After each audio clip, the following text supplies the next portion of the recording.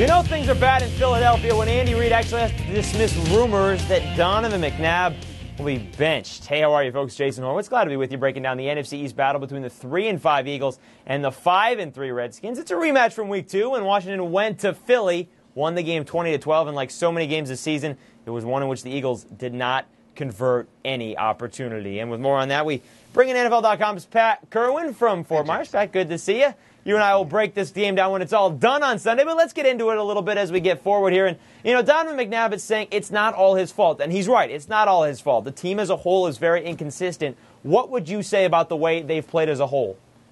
Poorly and disappointing, to say the least. This is a team I thought had a very good chance to go to the Super Bowl this year. They had a good pressure defense. They had good young receivers, I thought. And they had a quarterback that could win in this league and a dominating mismatch player in Brian Westbrook. Westbrook's living up to his end of the bargain. A lot of the other guys aren't, and they're giving up way too many sacks. McNabb, who's pretty mobile, getting sacked once every 10 pass attempts. Well, let's get into Donovan McNabb a little bit here because he's under 60%, but people look at that and they shouldn't worry about it because he's never been a 60% passer. Only once in his career has he been above that. What would you say about his play? You know, I think Donovan is under a lot of pressure. You go back and look at that Giant game when he had to play with Winston Justice, sacked all the time.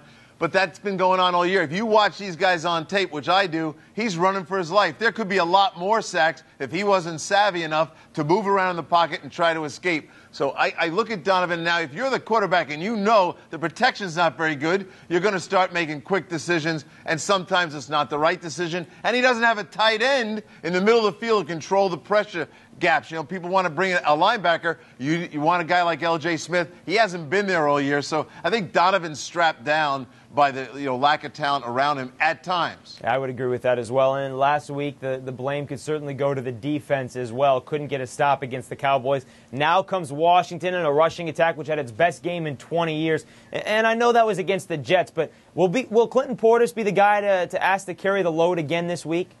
And Clinton's asked to carry the load. Clinton's already said, put this football team on my back. I'm ready to carry them. Clinton's a pretty tough guy. You know what's amazing to me and he's doing so well is they run the ball to the left. They rarely run the ball to the right.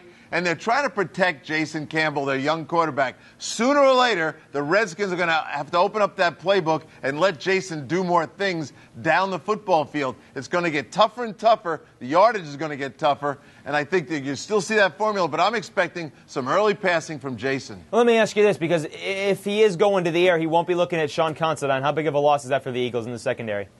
You know, he sets up a lot of players. He lines them up. He makes some adjustment calls. He's a good guy that they depend on. You can't afford to lose players at the back end of this, although against the Redskins, you know, they've had their problems with health in the receiver core, and so it might balance itself out that way. But Chris Cooley, because they're missing a safety, you watch Cooley work the middle of the field. He's good for about 6-7 catches in a game like this. When Chris Cooley has a good game, the Redskins usually win. Let's throw all those numbers into a computer 10,000 times, get 10,000 results. It's the AccuScore prediction, and here's what it has for this game, and it's Pat's favorite thing, a toss-up. 50-50 basically, Pat. 20-20 the score, you break the tie.